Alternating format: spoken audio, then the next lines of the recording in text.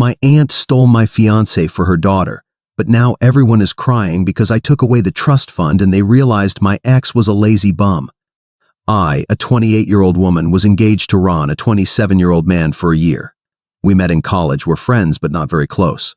We started dating after college and were together for 4 years. Last year, we got engaged. We held a small ceremony with close family and friends. My aunt was also invited. Since attending my engagement, my aunt was impressed by my ex's charm. She couldn't stop praising how handsome and rich he was. It was unusual because she had never been that affectionate towards me. Her daughter, Lucia, 24, is extremely beautiful but dumb as a rock. My aunt always compared us in every aspect. I was good at academics, even though she was 4 years younger than me in school. My aunt compared our grades and commented on how her daughter was better than me. The funny part was when she compared her 8th grade report card to my 12th grade report card and declared that she was better than me. The joke is that Lucia couldn't pass high school. Ron and I were planning our wedding in October because I had to visit the UK for a summer program. Everything was going well between us when I left in June. We talked once a day due to the time difference. 2 weeks after starting, we began to drift apart. I asked what was wrong, and he didn't say anything clear, just said he was stressed about work. I thought the distance had affected our feelings. I didn't take it seriously because it wasn't a new relationship. I planned to resolve the issue after returning. A week before my program ended, he stopped talking to me. I felt so childish, wanting to resolve it, but he chose the easy way out and disappeared. I've always had a lot of pride, and although it hurt, I don't chase anyone. I kept living in my delusion that he would come for me. He didn't. Instead, after some time, my aunt showed up at my house with a wedding invitation. I found out he was going to marry my cousin Lucia. What the hell?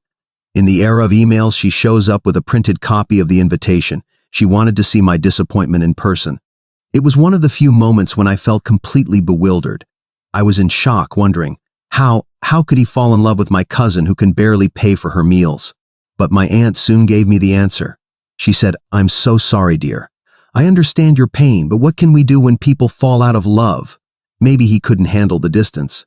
Don't be mad at your cousin. Ron was the one who sought out Lucia for coffee because he had nothing else to do after work. You know how beautiful my princess is. You can't blame Ron for falling for her." I looked at her with red, tear-filled eyes. Normally, I don't tolerate my aunt and interrupt her, but this time I was so shocked that I couldn't say a word. I just stared at her and accepted her cruel, sugar-coated insults. She said, "Believe me, dear, I love you as much as I love Lucia." I yelled at her when she told me about Ron, but he came down to my house and politely confessed his deep love for Lucia. You know how humble and sweet he is. Tears rolled down my cheeks as I imagined Ron doing everything she described. She tried to hug me, but I blocked her. I wiped my tears and composed myself, saying I had something to attend to and asked her to leave. She told me, "If you're thinking of contacting Ron, don't." "He blocked you," I asked him to. "It doesn't look good for my son-in-law to be in contact with his ex, you know?" I told her, "Fuck you and your son-in-law, I have much more to do in life than chasing other people's men." She got up and said, "Don't get discouraged, my love. I understand it will be hard for you to find another man at your age and with this appearance, but don't worry. There are many divorced men looking for a second love in life. I'm sure you'll find such a good man." I yelled, "Get out." I deeply regretted losing my composure and giving her the satisfaction of seeing my vulnerability, but it's okay. We all have weak moments in life when we simply can't stay strong. This news was much more painful than the ghosting. I'm not saying it would have been easy if he had cheated with any other woman, but it would have been much better than this. I would have cut him off and been sure not to see him again. But now, who knows? My aunt can show up anytime to rub her daughter's prize in my face. Everyone among friends and family knew about Ron and me. Now I feel stupid for having had such a pompous engagement, now that he's going to marry Lucia. The story is evident to everyone about what happened in the background. My aunt has been weaving a different story that Ron found solace in Lucia because I was too stubborn and self-centered and prioritized my new career over him. She told everyone that Ron didn't want me to go to the summer program in the UK, yet I went and stopped talking to him. She even said that Ron suspected I was seeing someone in the UK. He heard a guy's voice in the background every time he called me and things like that. I've never been in touch with most of my relatives since I moved out of the house. Even as a teenager, I was distant from them because I didn't like their trivial conversations. Therefore, it was easier for my aunt to sell her lies. It feels so terrible. I know all this is ultimately for the better. I got rid of the cheater. There's light at the end of the tunnel. But you know what? When you're in the middle of the dark phase, it's just impossible to navigate through it, even though you know everything will be fine in a while. Update 1. Hello and thanks for cheering me up in my original post. I've been thinking about updating this for a long time. I thought, the day I no longer feel anything for my ex, I will update it. And here we are today.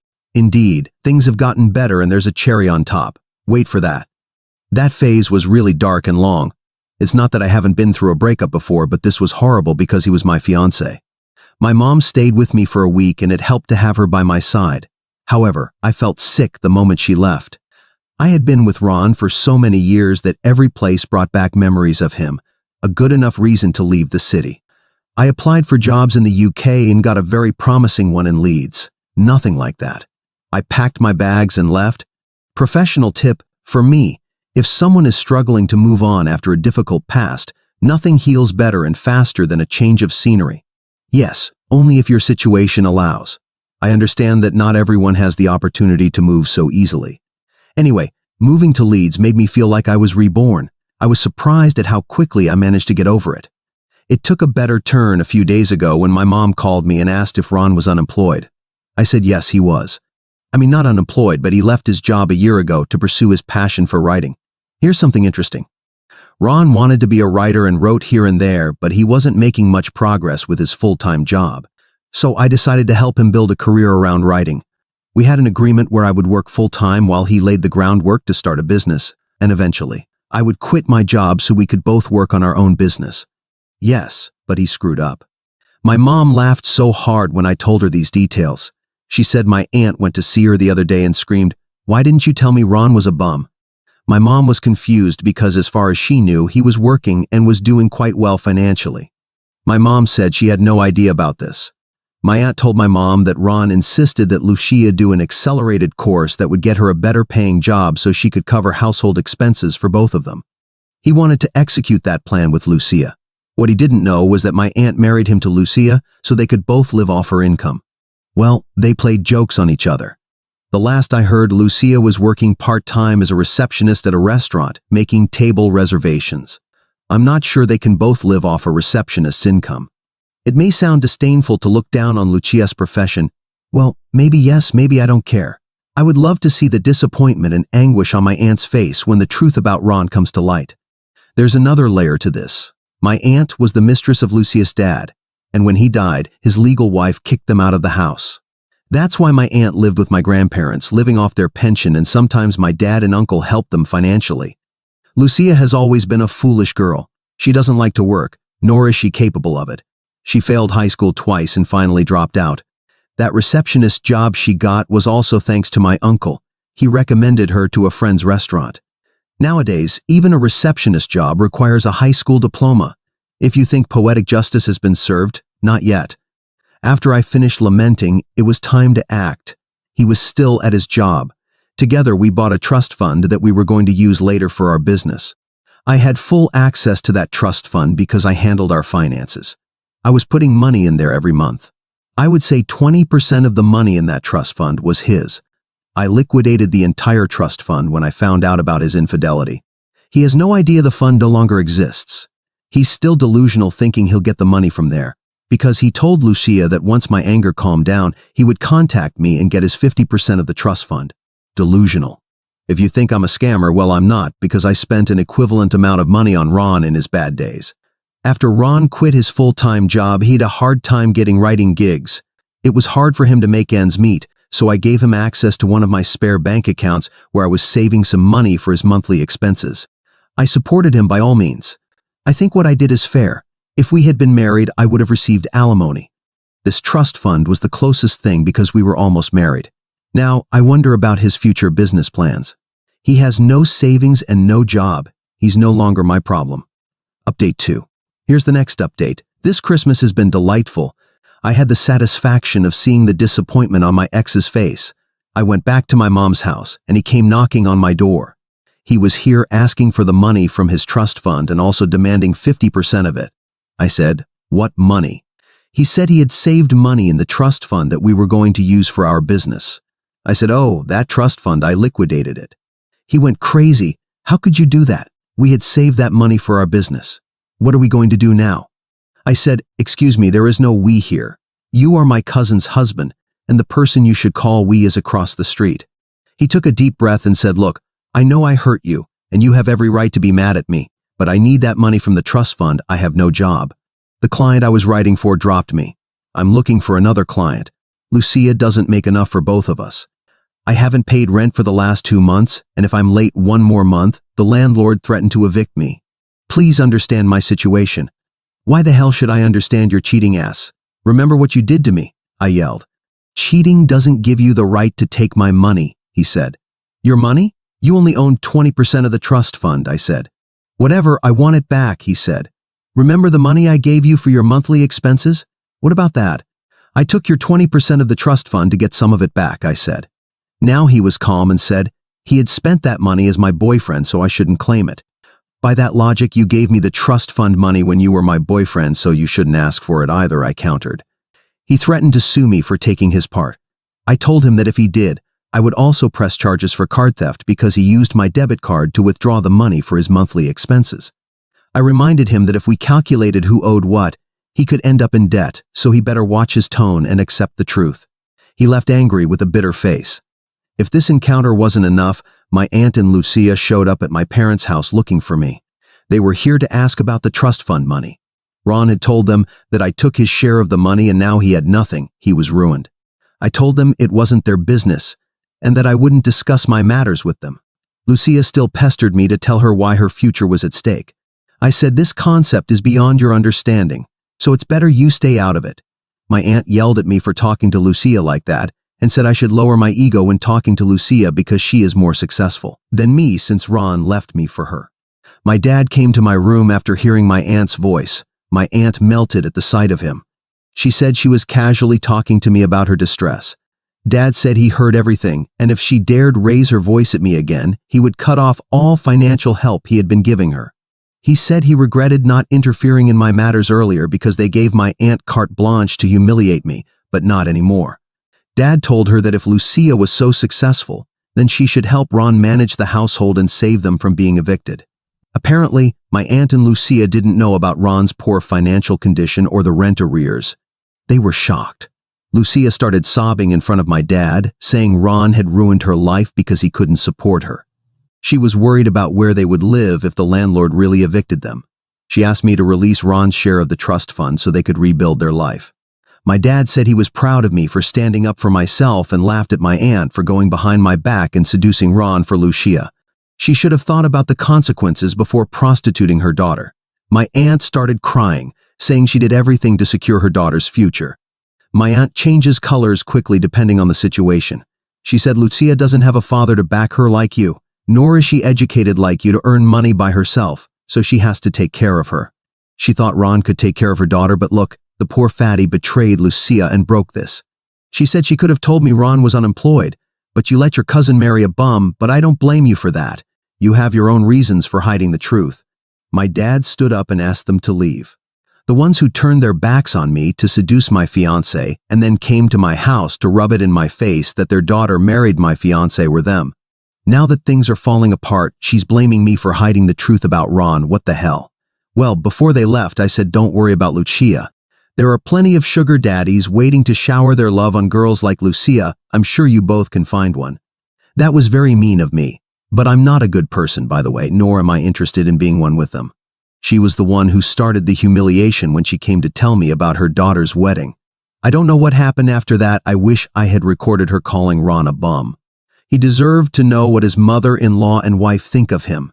However, if she could call him that in front of us, she could do it in front of his face too. Update 3. Ron emailed me admitting how much he had screwed things up. He had borrowed money from a friend to pay the overdue rent but fell behind again because his client delayed payment for his writing work. The landlord gave him notice to vacate the house. He asked my aunt to let them live there for a few months, but my grandparents refused. Ron didn't know the truth, that the house wasn't my aunt's. They lied saying it was my aunt's house and my grandparents lived there, when in reality it was the other way around. They're a bunch of liars. Ron mentioned that Lucia also lied about her education and job, claiming she was a manager at a restaurant and exaggerated her salary. This led Ron to think they could follow our business plan together. I'm surprised how he couldn't see Lucia's lack of intelligence during their dates. Did they really talk, or was it just a casual encounter? He mentioned he was giving up his writing dreams and looking for a job in his previous field. I ignored his first email. A few days later, he sent another one, this time apologizing. He expressed regret for betraying me and acknowledged that his life had gone downhill. He mentioned how my aunt had taken Lucia, manipulating her like a puppet, so now he was alone. Probably Lucia didn't love Ron, she probably followed her mom's plan to attract him. It makes me think about the power of beauty. No matter how much we advocate for intelligence, it seems beauty has the upper hand. Even the brightest minds can fall for it. However, I have no desire to forgive Ron or reconcile with him. Now he is remorseful, but he's a cheater. Once a cheater, always a cheater. His life might be a mess partly because I liquidated the trust fund, but I have no regrets. I was fair to myself. He made a choice and now has to live with it. I replied to his email telling him never to contact me again and blocked him. I thought about warning him that my aunt would probably abandon him to Lucia once she found a better paying job, but why should I comfort him? He shattered my soul by cheating on me with my cousin. His misery is nothing but gossip to me now. I discussed everything with my mom and we had a good laugh. She said she is satisfied now that karma has caught up with them all. Update 4. Well, life is good, at least much better than when I started writing here. It's been 2 years since everything blew up, and there's a big difference between my life and the rest of the people involved. I don't know where to start because this is a bit long, but I'll try to make it very short, though I don't want to leave out any details. To begin with, I'll talk about myself. Not because I'm self-centered, but to give a little update for those who asked, and then start with the interesting part. I still have my lead job and everything is going very well. I've even met a guy here and we are dating. As for Ron, he has found a job and, according to some friends, he is very miserable. He keeps complaining that he lost his dream job and has to work in something he doesn't like, blaming a witch, which would be me. I could be offended, but the truth is I'm very happy with what's happening to him. Remember, I'm not a good person. Besides, it's not like he can't work for a while, save up and then try again, or work at night on what he wants to do while maintaining a day job to support himself. But it seems he's not that committed to his dream job, in quotes, because he's not willing to make the effort. As for my aunt and cousin, the most wonderful thing in the world happened. My grandparents kicked them out. They got tired of all the drama and having them live with them, so they asked them to leave. Now they are renting together because they have nothing else to do, as they are both a bit useless. If I were them, I'd start looking for a new boyfriend quickly. It's not like Lucia will get younger and prettier over time. We also know that in her case, intelligence isn't something that will improve. Yes, I know I'm very bad, but that's karma. Well, in the end, it wasn't as long as I thought it would be. But at least in broad strokes, I think I've told you the most important things.